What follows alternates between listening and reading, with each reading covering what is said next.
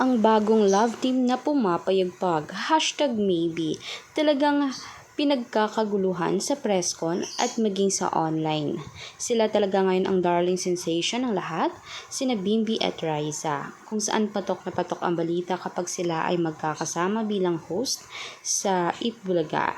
Gayunpaman, itong si Raisa May ay talagang super proud sa kanyang sarili dahil kahit papaano ang mga problema niya ay naayos na. Lahat ng mga umaapi sa kanya, lahat ng mga nangbabash ay talagang binalikan na. Mga netizen kasi mismo ang rumesbak at tunay na karma na nga ang sariling lumakad para sa kanya. Ika mismo ni Chris Aquino, talagang masaya siya sa kanyang future daughter-in-law. Kahit ano pang sabihin ng iba, hindi umano magbabago iyon. Dahil si Raisa May ang kauna-unahang bet na bet niya para kay Bimbi at gusto niya talagang magkaanak ito sa future. Pero gayon pa man, kung sino man talaga ang nasa puso ni Bimbi ay doon lamang masaya si Chris.